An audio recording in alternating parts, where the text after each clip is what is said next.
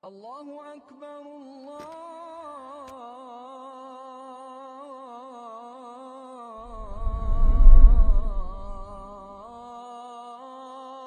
أكبر. الحمد لله والصلاة والسلام على رسولنا محمد وعلى آله وأصحابه ومن والاه وبعد. Милостью Всевышнего Аллаха Субханаху ва Тааля, который сотворил нас для того, чтобы мы Его возвеличивали, познали Его посредством Его имен и качеств и поклонялись Ему, не предавая Ему сотоварища, который наделил нас всеми теми благами, которыми мы обладаем, которым мы пользуемся. Мы продолжаем с вами изучение Его имен и атрибутов.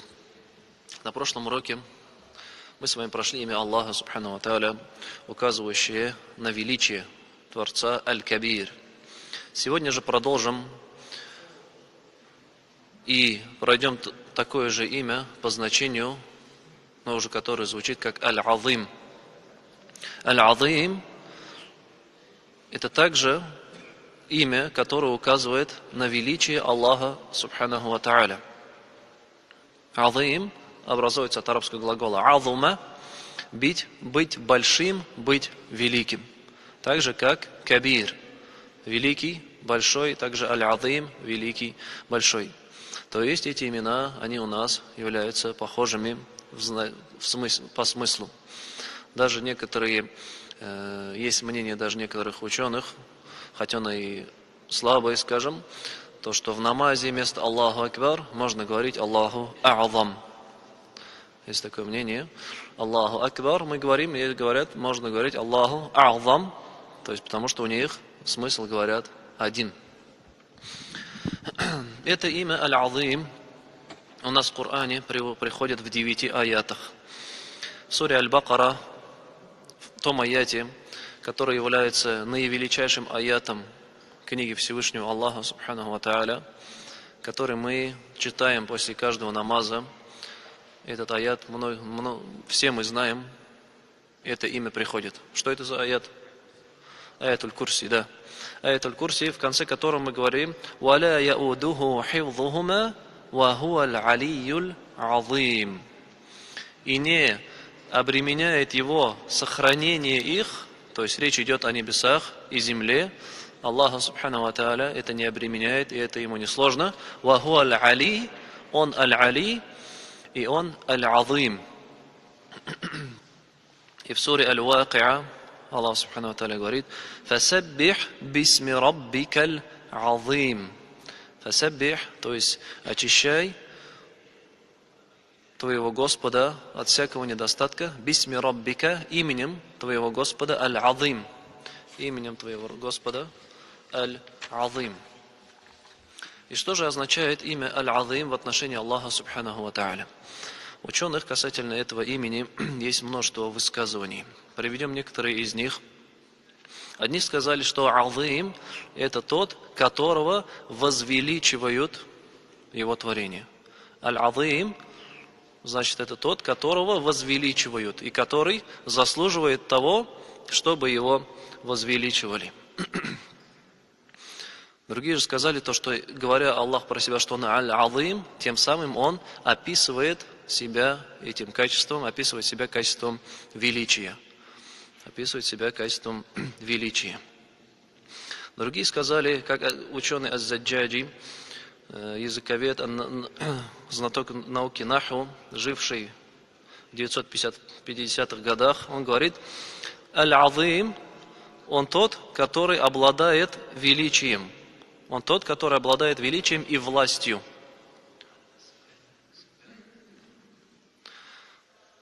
Аль-азим, он тот, который обладает величием и властью. И арабы, говорит, применяют это имя аль-азим в этом смысле. То есть в смысле властелин или глава. Как, например, арабское предложение приведем: «Ман азиму бани фулян аль-яум». То есть они говорят, арабы так используют: кто азим этого народа сегодня? Кто азим этого народа сегодня? То есть что здесь подразумевается? Тут подразумевается, кто глава этого народа на сегодняшний день. И также пример этому есть у нас в Коране. В суре Аз-Зухруф Аллах Всевышний приводит слова многобожников, которые говорят: «Лауля нуззиля хазаль Кур'ану аля раджулин миналь карьятейни азим». О, если бы этот Коран был ниспослан одному из аль-азим, великих мужчин одной из двух деревень. То есть, когда этот Коран был ниспослан пророку, саллиллаху алейхи вассалям, он был простолюдином, он не обладал какой-то властью. Вот. И многобожники, что они, оправдываясь тому, что они не последовали за ним, говорили: как может Коран, как может книга Всевышнего быть ниспослана простому человеку? О, если бы этот Коран, если бы эта книга была ниспослана аль-азим, человеку, аль-азим, то есть человеку, обладающему властью. Тут аль-азим не имеется в виду человеку большому по своему телосложению. Нет, то есть азим, который обладает главенством и который обладает властью. И также ученый Аль-Асбахани, он говорит: аль-азим, то есть тот, который обладает величием и наделяет этим величием, кого пожелает. И никто из его творений не в силах и не способен кому-то даровать это величие. Кого-то Аллах Субхану ва Тааля в этом мире наделяет богатством. И его возвеличивают из-за его богатства. Кого-то наделяет силой, и его возвеличивают из-за его силы. Как мы это наблюдаем сегодня? Богатых возвеличивают, почитают. Сильных также, как спортсмены известные, да, скажем, их чуть ли не на весь мир возвеличивают, почитают. И это ни'ма, то есть это дар Аллаха Субханаху ва Тааля этим людям. Кого-то Аллах Субхану ва Тааля возвышает властью, и кого-то возвышает знанием. То есть разными вещами Аллах Субхану ва Тааля возвеличивает, возвышает, потому что Он аль-азим, то есть обладает этим величием и дарует его, это величие, дарует величие, кому пожелает из своих рабов. И также из значений, которые приводят ученые, аль-азим, велик, то есть Он своим величием вышел за границы разума человеческого. То есть он настолько велик, что он выходит за границы нашего познания, за границы нашего разума.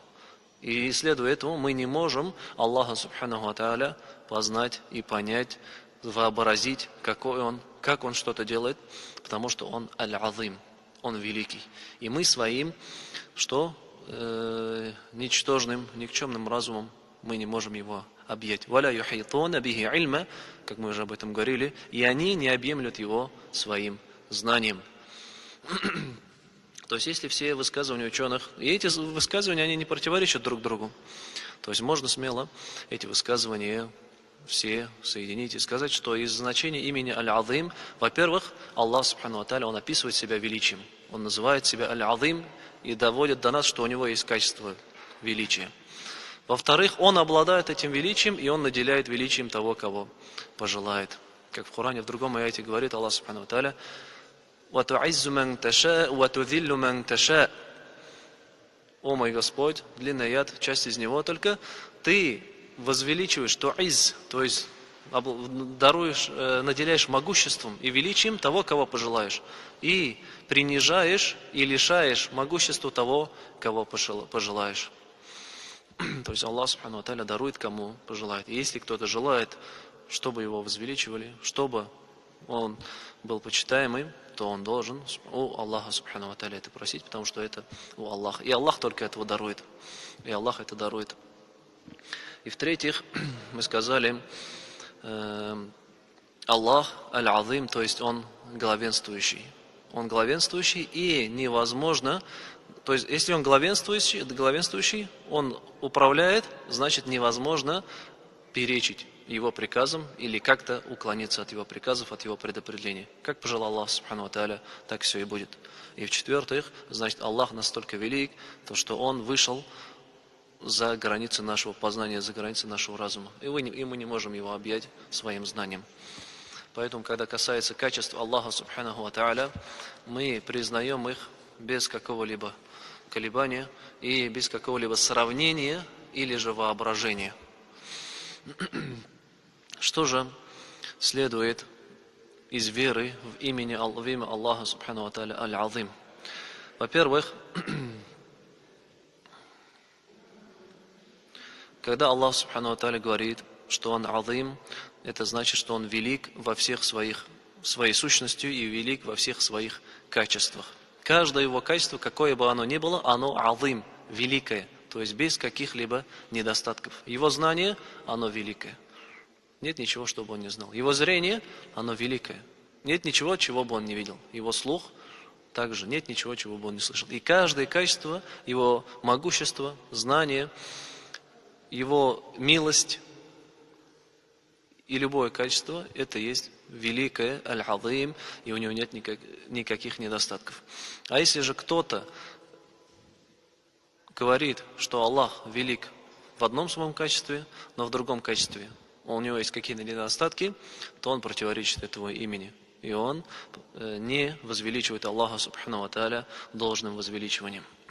И Аллах Субхану ва Тааля настолько велик и могущественен, что его не обременяет, как мы уже сказали в суре Аль-Бакара, аят Аль-Курси, сохранение небес и земли. То есть земля — огромное творение. И небеса, 7 небес, границы которых мы даже не видим, со всеми обитателями, со всеми творениями, которые в них живут. И Аллах Субхану ва Тааля это все оберегает. Он все это хранит. Если бы Аллах Субхану ва Тааля не удерживал это все, не оберегал, то оно бы все разрушилось.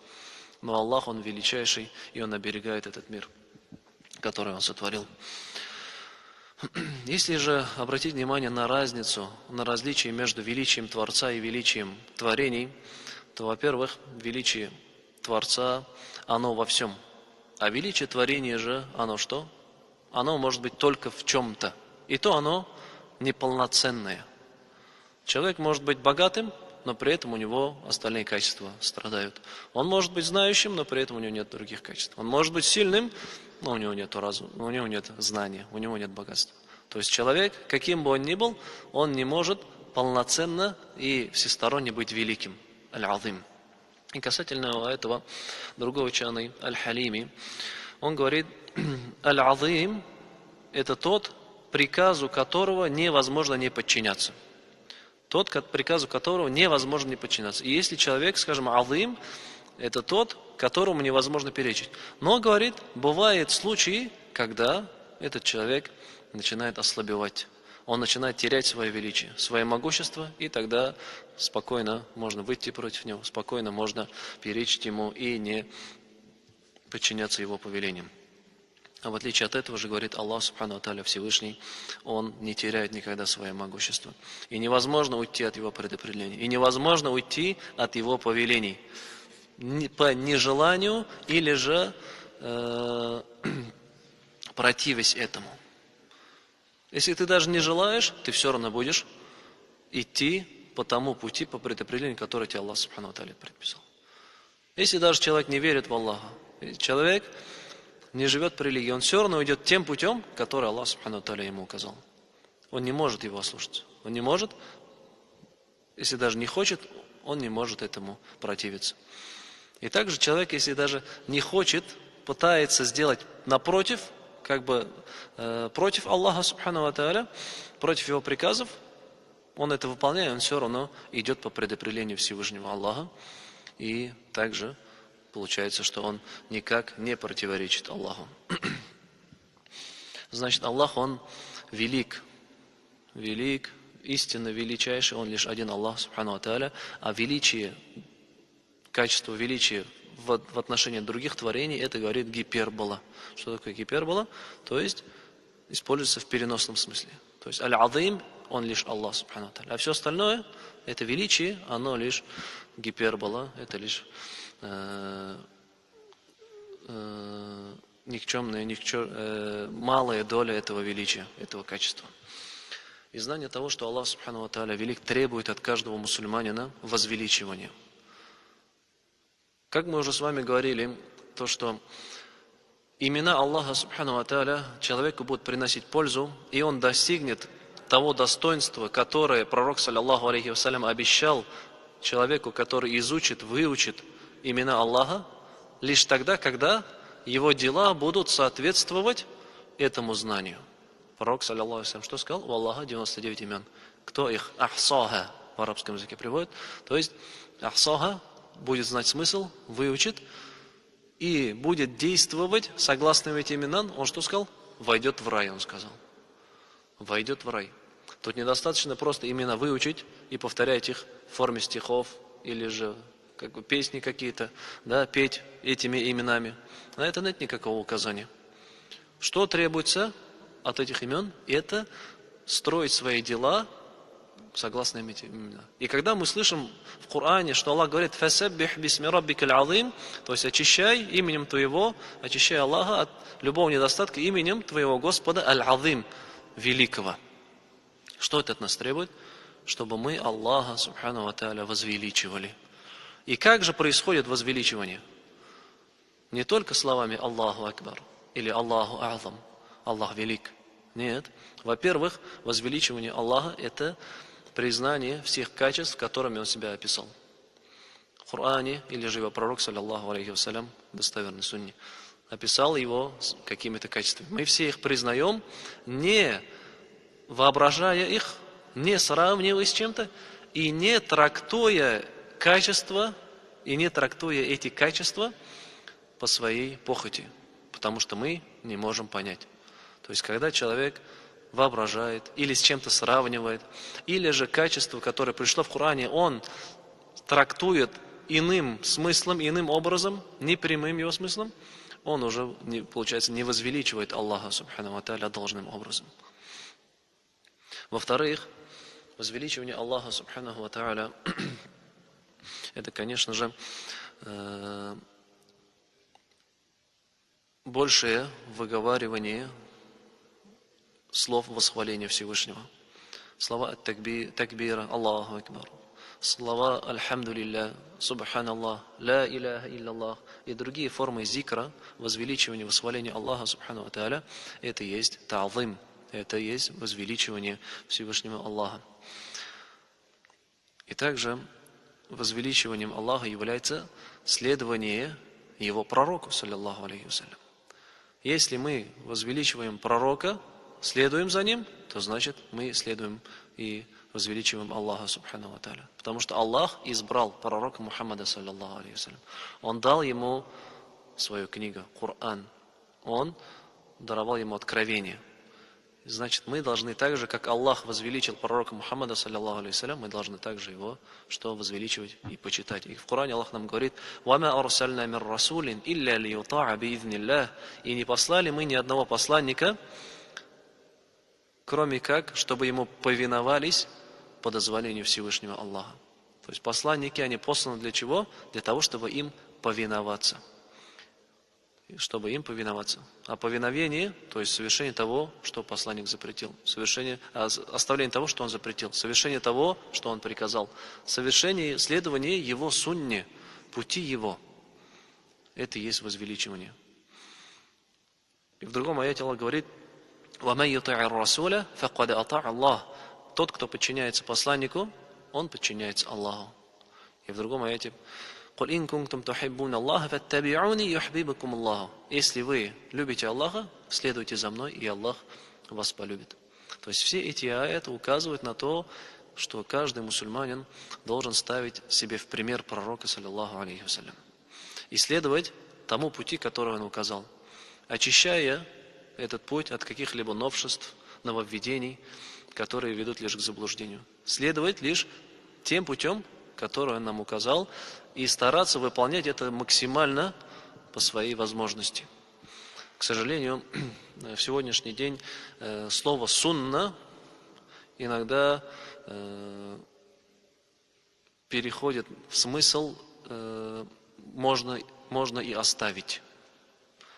Да, то есть зачастую люди спрашивают: это сунна или что это?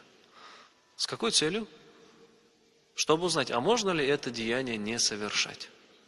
И это ли есть большое упущение и указание на слабость веры сегодняшних верующих, сегодняшних мусульман. Раньше что делали сподвижники пророка, саллиллаху алейхи вассалям, и поколения, которые были близки к ним? Они хотели узнать сунна это действие или нет, для чего? Чтобы это совершить. Потому что если это сунна, значит за эту сунну полагается великая награда. Потому что за следование за пророком, саллиллаху алейхи вассалям, это есть великая награда. И кто за ним следует, юхбибакум Аллах, Аллах его вас полюбит, Аллах его полюбит. И поэтому вот это понятие, что нужно его с ним бороться. Нужно бороться и искать сунну для того, чтобы ее выполнять, а не для того, чтобы можно было ее оставить или же можно было ее не выполнять.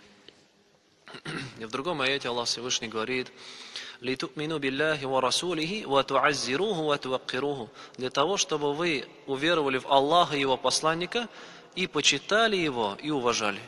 Почитали посланника и уважали посланника пророка, саллиллаху алейхи вассалям. Каким образом? Конечно же, следуя его сунне, не убавляя и не прибавляя ничего лишнего, новшества и бид'аты.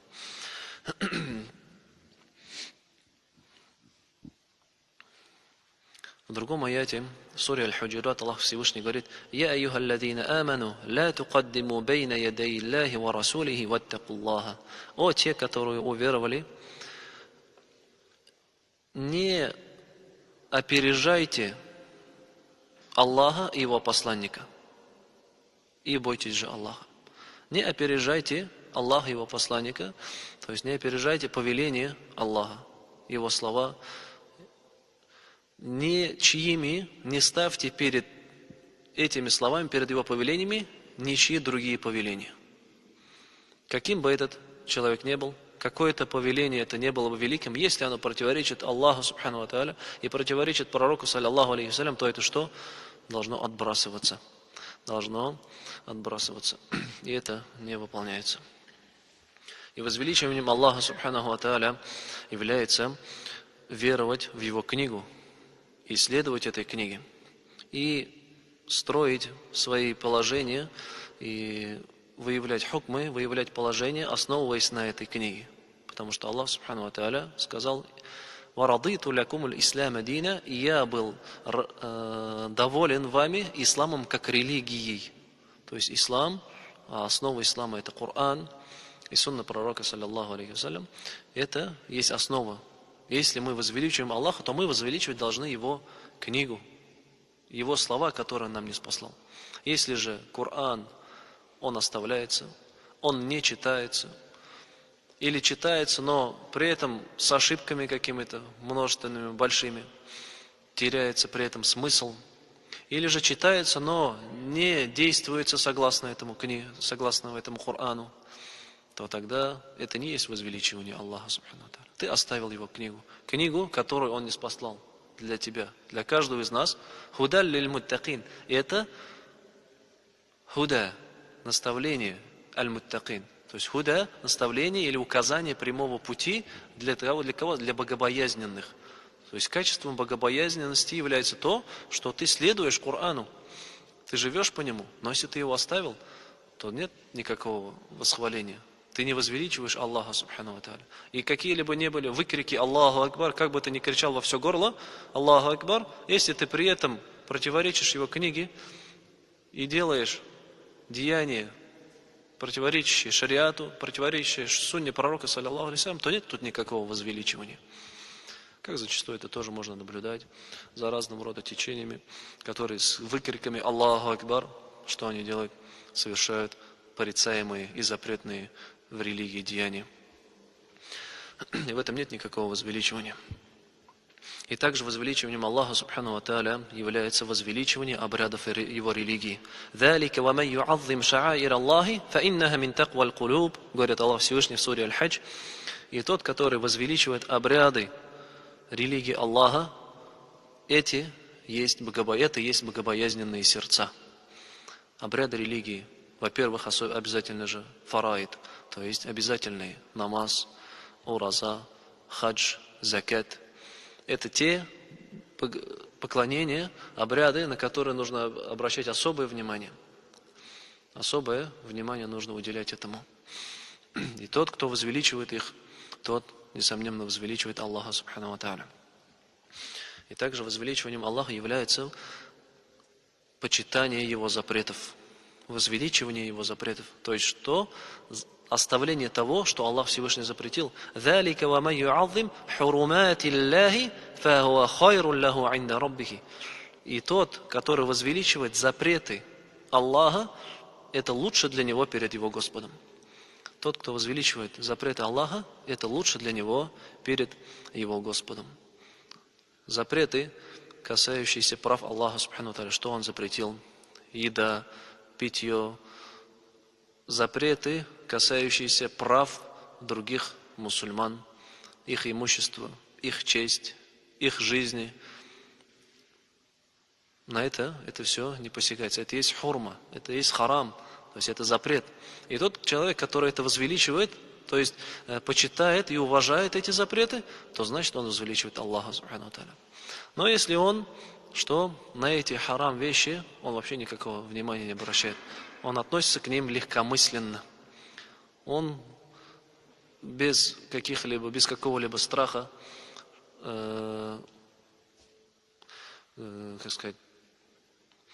нарушает права людей, нарушает права своих братьев, их честь, их достоинство, их имущество, обманывает, лжет и нарушает запреты Всевышнего Аллаха Субханаху ва Тааля, то он не возвеличивает Аллаха.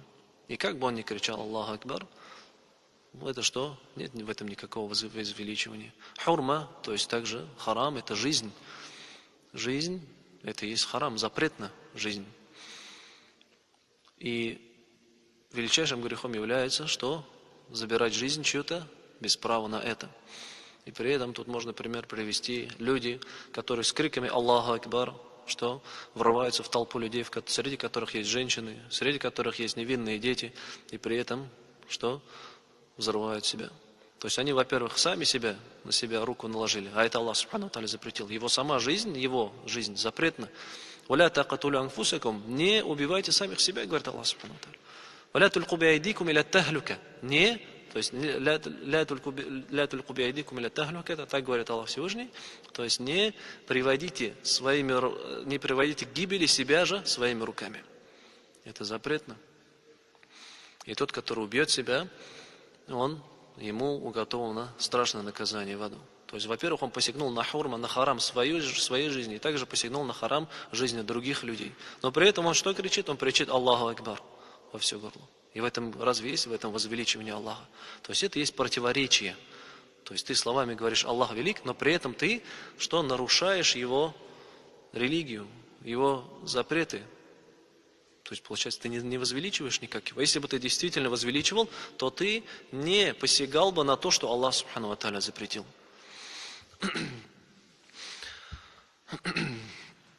То есть вот оно, оказывается, возвеличивание Аллаха Субхану ва Тааля, каким должно быть. То есть это действительно сердцем, языком и телом возвеличивание его религии.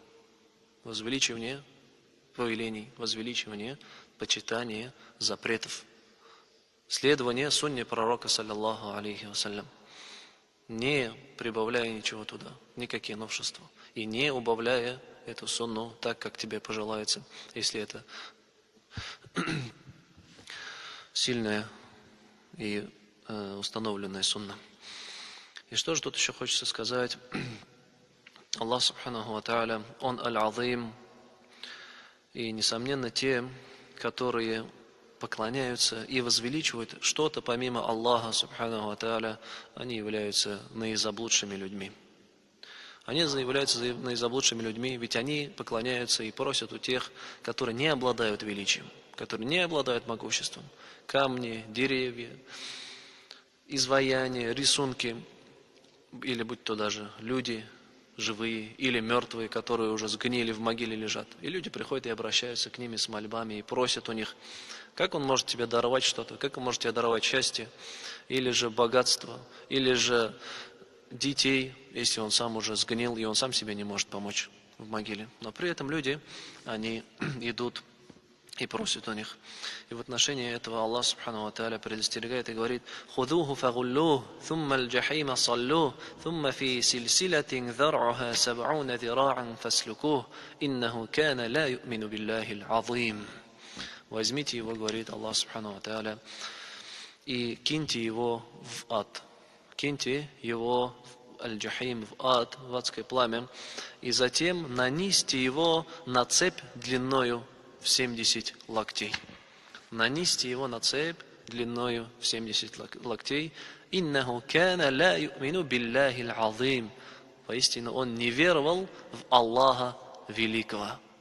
Он не веровал в Аллаха Великого, Аль-Азима. И каждый, кто в этом мире возвеличивает кого-то помимо Аллаха, Субхану ва Тааля, его ждет вот это наказание. Его ждет вечное пламя в аду и гнев Всевышнего Аллаха, Субхану ва Тааля, за то, что он возвеличивал то, что не заслуживает возвеличивания и не обладает качеством величия.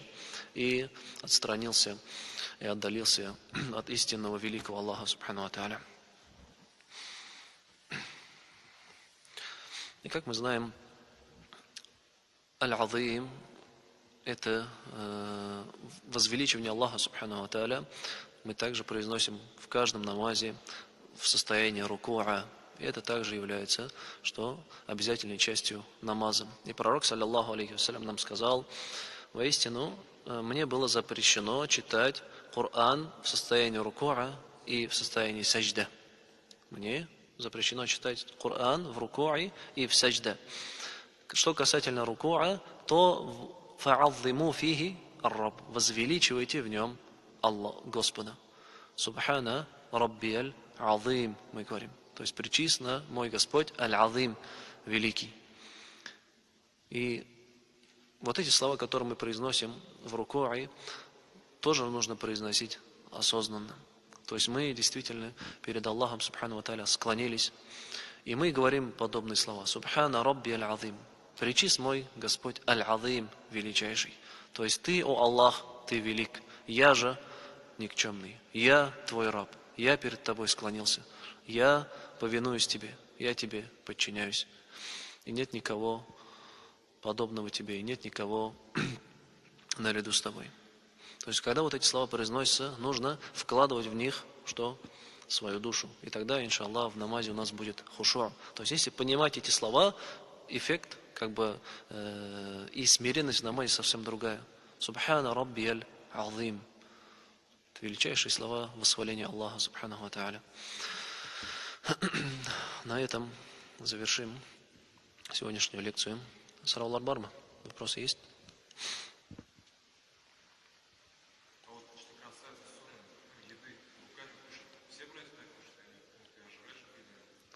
Что сделать? Угу.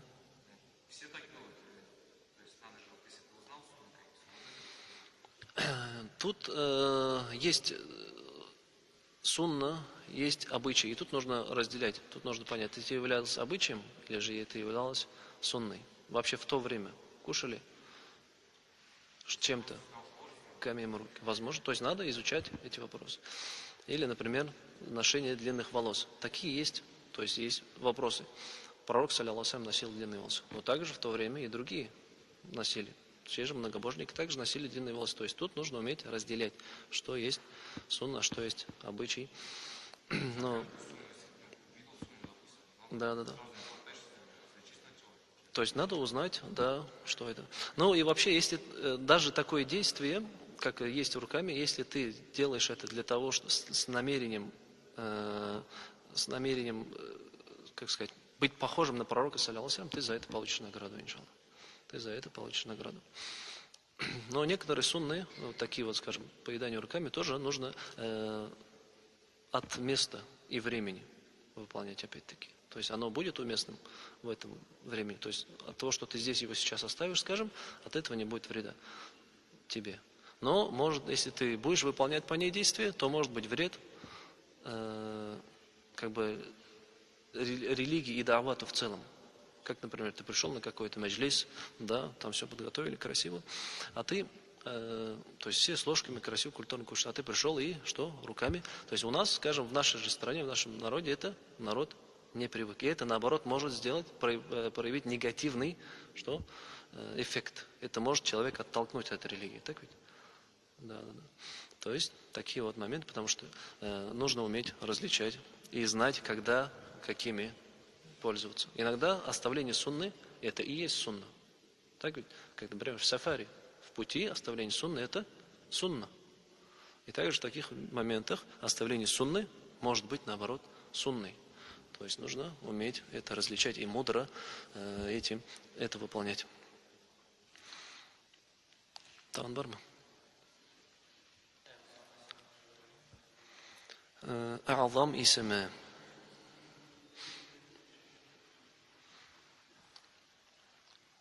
А'зам. Скорее юк. Я едib айта алмайм. А'зам ол наивеличайший. А ол бары тик Аллах Субхану ва Тааля гына безнең. Поэтому это имя нужно сторонить. То есть людям этим именем не стоит нарекаться. А?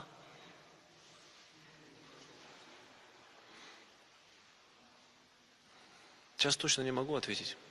Но на первый взгляд, то, что лучше, это имя, да, поменять.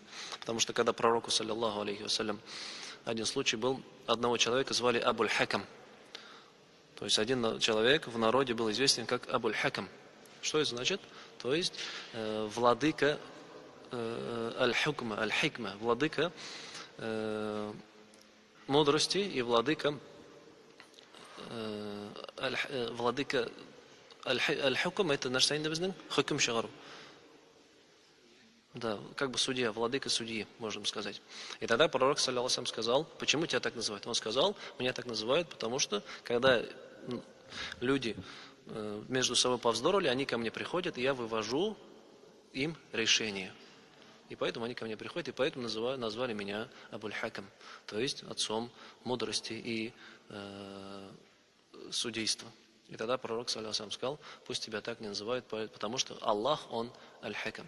То есть Аллах, Его имя Аль-Хакам. И поэтому пусть тебя так не называют. И поэтому Аль-А'зам, это, наверное, тоже из категории этих имен, потому что это наивеличайший. Аллах, Он наивеличайший, и нет никого подобного Ему. Ладно было бы просто Азим, потому что Азим, человек может быть Азим, как мы сказали, в чем-то. И то по мере как бы своего уровня. Как, например, человек тоже аль-алим, может быть, алим, знающий. И в Коране Аллах Субхану ва Тааля называл алим, людей, творения. Но при этом это алим не на такой же степени, как Аллах Субхану ва Тааля алим. И также азим не такой же степени, как Аллах азим. Но а'зам это уже вообще величайшая степень. То есть он наивеличайший а'зам. Таким именем нельзя называться, не стоит. Если таким назван, то лучше поменять. Такое. Молдома. سبحانك اللهم وبحمدك أشهد أن لا إله إلا أنت أستغفرك وأتوب إليك. السلام عليكم ورحمة الله وبركاته.